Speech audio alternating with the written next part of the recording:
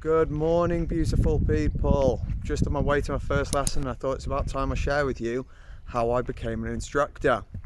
Now, I've been in education, I've been in hospitality, I've been in sales, I've been a butcher, a baker, a candlestick maker, and then I got made redundant. This gave me some time to reflect. I got a job putting up marquees for the summer and started thinking about the next plan. And my wife said, Josh, you should be a driving instructor. You've got education, you've got your own business, be your own boss, can go to your own kids' sports days, can go to their Christmas fairs. Blew my mind. Good idea. So I get off, start doing my research. When I saw the earnings and the flexibility of a driving instructor, that was for me. On to the theory. Now you must complete part 1, which is a theory test, before you can apply to start part 2. Now part 1 for the ADI theory test is very similar to the standard learner driver theory test. In fact, it's the same multiple choice and hazard perception. However, you have 100 questions in which you're required to get 85% in order to pass. Now within that, you're also required to get at least 20 out of 25 within each of the sections. So basically, if you get 85 out of 100, but you don't get 20 out of 25 in one of the sections, you still will not pass. You then have a hazard perception test where you must get at least 57 points out of the 75 points correct in order to pass. Now for revision purposes, I did read a book. The Official DVSA Guide to Driving Essential Skills. Now I'm not a massive fan of reading, but what I do love is an app. So I went onto the Google Play Store, downloaded the top rated theory app for ADIs and downloaded it. It cost me $4.99. Now there is a free one, there's lots and lots of free ones, which are absolutely fine. The only reason I paid is because it unlocks a higher number of questions. Now I revised and revised and revised using this app. I revised between 20 minutes and an hour every single day. If we went on a car journey, I'd sit in the passenger seat and I'd just answer a few questions. If I was in bed, I'd answer a few questions. If I was in the bath, I'd answer a few questions. I didn't bother with the mock tests. I didn't do the mock tests till I was getting 95 out of 100% every single time. Now I made sure I answered all of these questions at least 3 times and I was getting them all right. Once I was confident with my theory, I then moved on to the hazard perception. Very similar, you can get apps, just download an app. Now I went on a computer because it's similar to the test. You're on a computer and clicking. I found every hazard perception I could find. I clicked and clicked until I got it right. I still wasn't happy. I still wasn't getting the score I wanted. So I found more with commentary on the hazard perceptions, explaining when each hazard happens and when I should be clicking. I then went back to revising the questions. This time I started doing mock tests. Mock tests take between 30 and 40 minutes. The difference between questions and mock tests is you can answer individual questions and they'll give you the answer straight away. That was useful for me. The mock tests are exactly like the test. They don't give you the answer until you've answered all the questions at the end. Now I felt I wouldn't learn anything if I just answered all the questions and didn't get the answer till the end. You're knackered. You've just spent 20 to 40 minutes answering questions. So individual questions, I could answer 5 questions, move on. I could answer 15 questions, move on. I could fit those between my day. Mock test was only at the end when I decided, you know what, I think I'm ready, let's check. I did those for another week, every day. If this video has been helpful for you guys, please click on the like and subscribe. Now on to the advanced driving test. So, the advanced driving test is £112 for the test. You can do this solo.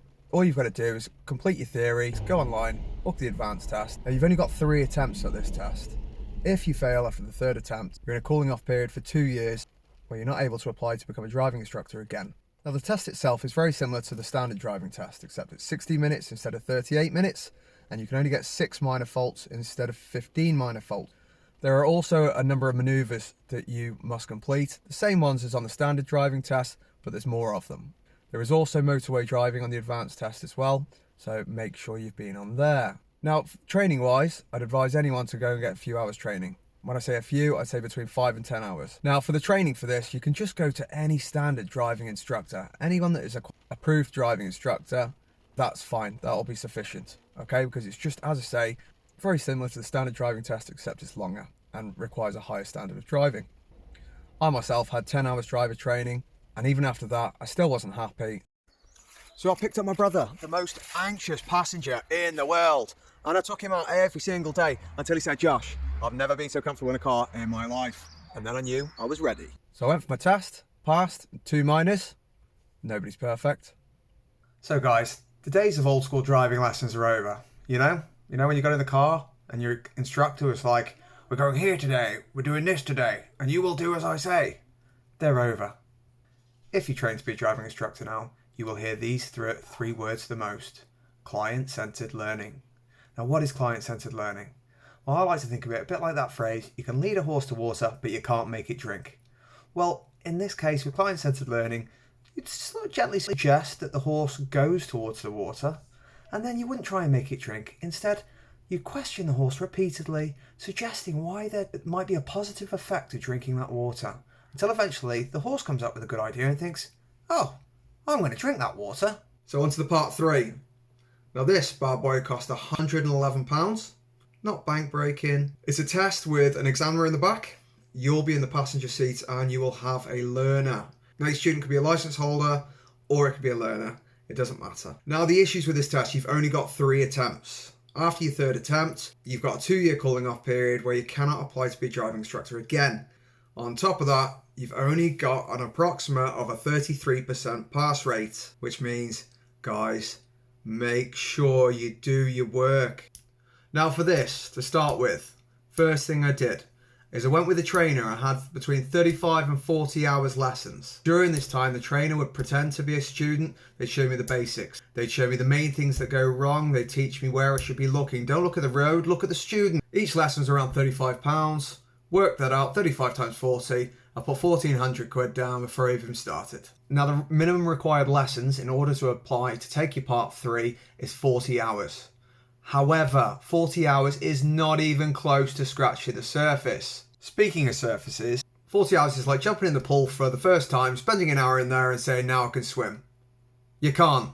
After my 40 hours with my trainer, I then applied for my pink badge. This cost me £140 and lasts for 6 months. This allows you to train students, to teach students and charge.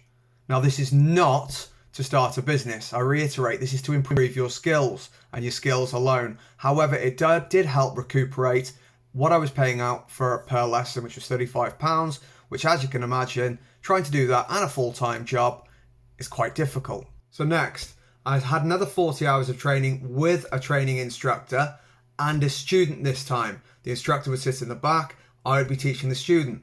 Essentially, my instructor would rip me apart as the lesson went, in a very constructive and reflective way, but that's what it consisted of. After each lesson, I'd use a reflective log.